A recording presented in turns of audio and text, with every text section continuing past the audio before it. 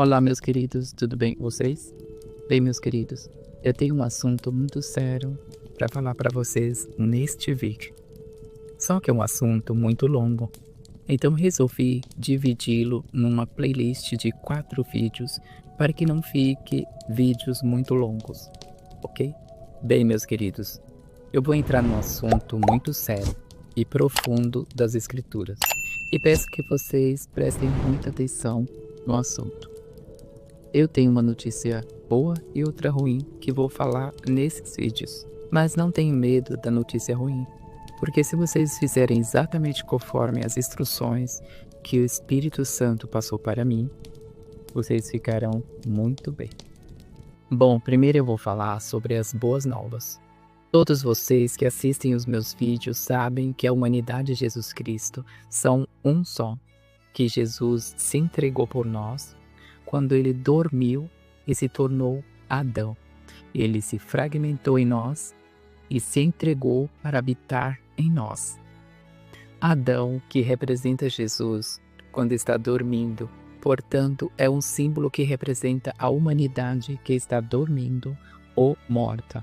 Ou seja, são zumbis, não sabem quem são, de onde vieram, o que estão fazendo neste mundo e nem para onde vão depois que morre o corpo.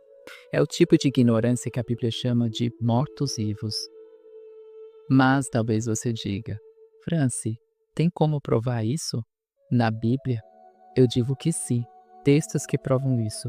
Mateus capítulo 8, versículo 21 e 22 diz: E outros dos seus discípulos lhes disse: Senhor, permite-me que primeiramente eu possa sepultar meu pai.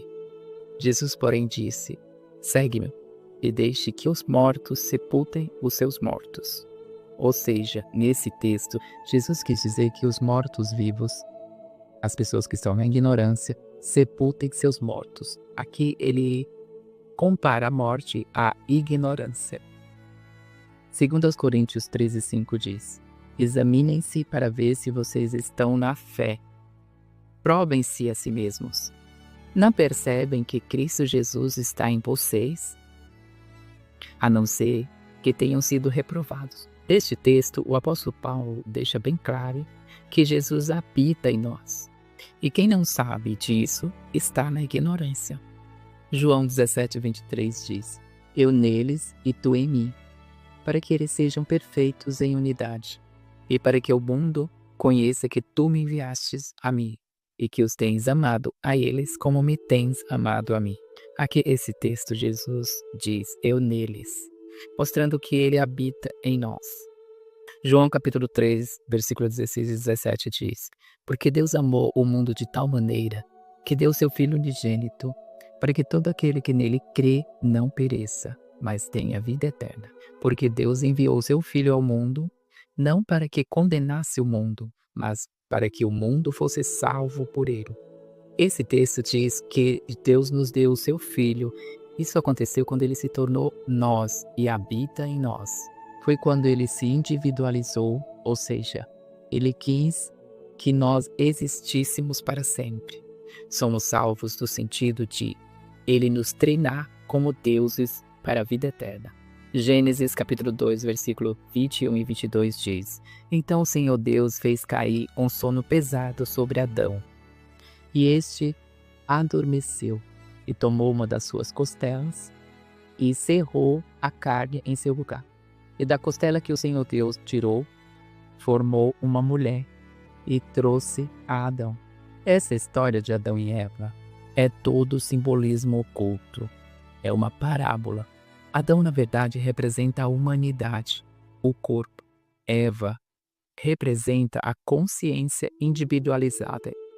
Esse texto quer me dizer que o corpo e a consciência se tornam um só. Eva é a consciência que representa um estado de consciência que cai no esquecimento. O corpo e a consciência são um só. E são Cristo, o próprio Cristo, que dormiu. Ele dormiu no sentido de que se esqueceu quem ele era, que a Bíblia chama de morte ou ignorância. Isso aconteceu quando Jesus morreu e se fragmentou em nós. Expliquei tudo no vídeo anterior sobre a parábola do filho pródigo. Vou deixar aqui no card para quem não viu, assista depois. Mas talvez você diga, Franci, qual é a boa notícia? A boa notícia é que quando Adão desperta, ele desperta como Jesus Cristo. Isso acontece quando despertamos o Cristo em nós. É o despertar da consciência. A consciência é reconhecida na Bíblia pelo nome de o Eu Sou. E Jesus se identificou como sendo essa consciência individualizada. Textos que provam isso. Êxodo no capítulo 3, versículo 14 diz: E disse Deus a Moisés: Eu sou o que sou. Disse mais: Assim dirás aos filhos de Israel: O Eu sou me enviou a vós. Isaías capítulo 45, versículos 5 e 6 também diz: Eu sou o Senhor, e não há outro. Fora de mim não há Deus.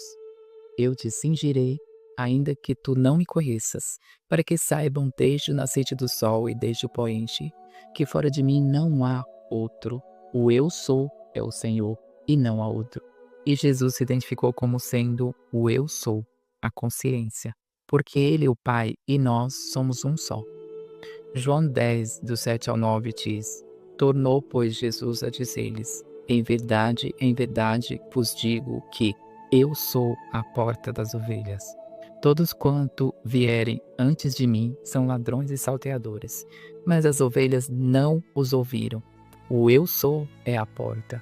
Se alguém entrar por mim, salvar-se-á, e entrará e sairá e achará pastagens. Aqui nesse texto, Jesus se identificou como sendo a consciência individualizada que está em cada um de nós, e que o Jesus que aprendemos que morreu há mais de 2000 anos atrás, numa cruz, que aprendemos nas religiões que está fora de nós, estes são ladrões e salteadores, ou seja, eram só mentiras e enganações. Na verdade, Jesus está dentro de nós e não fora.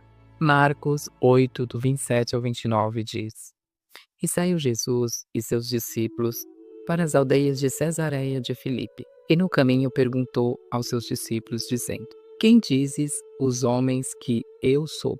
E eles responderam: Alguns dizem João o Batista, outros o profeta Elias, mas outros um dos profetas. E ele lhes disse: Mas vós, quem dizeis que eu sou? E respondendo Pedro, lhe disse: Tu és o Cristo. Nesse texto, Jesus se identificou claramente como sendo o Eu Sou, a consciência, que está em todos os homens. E quando essa consciência se expande e desperta, ela desperta como o Cristo. Quando todos os homens despertarem o Cristo interior, se tornarão um só, porque até então eles acham que estão separados. Acontecerá então o que diz Efésios 4, do 3 ao 13, que diz: Façam todos o esforço para conservar a unidade do Espírito, pelo vínculo da paz. Porque há um só corpo e um só Espírito, como também há uma só esperança, quando foram chamados. Há um só Senhor, uma só fé, um só batismo, um só Deus e Pai de todos, que é sobre todos, por meio de todos e em todos. A cada um de nós foi dado a graça, conforme a medida com que Cristo distribuiu os dons. Por isso é que foi dito, quando ele subiu em triunfo às alturas, levou cativos muitos prisioneiros e deu dons aos homens. Ora, o que significa isso, ele subiu? Senão que havia descido às profundezas da terra? Aquele que desceu é o mesmo que subiu acima de todos os céus, a fim de encher todas as coisas. Porque ele designou alguns para apóstolos, outros para profetas, outros para evangelistas, outros para pastores e mestres, com o fim de preparar os santos para a obra do ministério, para que o corpo do Cristo seja edificado, até que todos alcancemos a unidade na fé e no conhecimento do Filho de Deus e cheguemos à maturidade, atingindo a medida da plenitude de Cristo. Em Gálatas capítulo 2, versículo 20, o apóstolo Paulo diz: Já estou crucificado com Cristo, e vivo não mais eu, mas Cristo vive em mim, e a vida que agora vivo na carne, vivo pela fé do Filho de Deus, o qual me amou e se entregou a si mesmo por mim. Foi nesse sentido que Jesus se entregou por nós. Ele se tornou nós e habita em nós. E a boa notícia é que você, sendo parte individualizada de Cristo, vocês são reis e sacerdotes do Deus Altíssimo, à maneira de Melquisedeque. Vocês habitam no templo do Deus Altíssimo, que é o seu próprio corpo, e é um fragmento de Cristo. Juntos formamos um templo maior, o corpo do Cristo que se fragmentou, a Jerusalém celestial. Unidos reinaremos sobre a terra. Apocalipse capítulo 21, do 2 ao 4 diz: E eu, João, vi a santa cidade, a nova Jerusalém, que de Deus descia do céu, preparada como uma esposa adornada para o seu marido. E ouvi uma grande voz do céu que dizia: Eis, aqui o tabernáculo de Deus está com os homens, pois com ele habitará, e eles serão o seu povo, e o mesmo Deus estará com eles, e será o seu Deus. E Deus limpará dos seus olhos toda lágrima, e não haverá mais morte, nem pranto, nem clamor, nem dor, porque já as primeiras coisas são passadas. O que esse texto de Apocalipse está querendo nos dizer? Que Jerusalém celestial é um estado de consciência daqueles que despertaram o Cristo interior. É o mais elevado grau da consciência humana, onde todos se tornam Cristo e vencem a escassez, as doenças e, por último, a morte. Apocalipse capítulo 11, versículo 15 diz: E o sétimo anjo tocou a sua trombeta, e houve no céu grandes vozes, que diziam: Os reinos do mundo vieram a ser de nosso Senhor e do seu Cristo, e ele reinará para todo sempre. Esse texto vem mostrando que aqueles que despertam o Cristo interior se tornam reis e sacerdotes e estabelecem o reinado milenar de Cristo na terra. Mas talvez vocês perguntem: todos têm esse direito de ser reis e sacerdotes? Sim, todos, porque todos são Cristo. Mas não sabem disso porque estão dormindo e só despertarão debaixo de muito sofrimento. Apocalipse capítulo 5, versículo do 8 ao 10 diz: Ao recebê-lo, os 4 seres viventes e os 24 anciãos prostraram-se diante dele. Cada um deles tinha uma harpa e taças de ouro, cheias de incenso, que são as orações dos santos. E eles cantavam um cântico novo: Tu és digno de receber o livro e de abrir os seus selos, pois foste morto e com teu sangue compraste pessoas para Deus, homens de toda tribo, língua, povo e nação. Tu os constituístes reis e sacerdotes para o nosso Deus, e eles reinarão sobre a terra. Esses textos vêm mostrando que nós que despertamos dentre os mortos, que despertamos Cristo em nós, somos agora designados reis e sacerdotes. Mas para que sejamos bons sacerdotes e reis, precisamos ficar atentos às instruções de Jesus Cristo. No próximo vídeo, vou falar sobre o que faz um sacerdote no templo de Deus, quem é o sumo sacerdote, qual é o seu cargo, quem é o sumo sacerdote Melquisedeque e o que ele simboliza, o que é o templo ou o tabernáculo de Deus e o que simboliza para nós. Portanto, fiquem atentos ao próximo vídeo dessa playlist de vídeos que estou fazendo, porque este assunto vai ficar cada vez mais profundo. Por isso, quem não é inscrito no canal, se inscreva para não perder mais vídeos.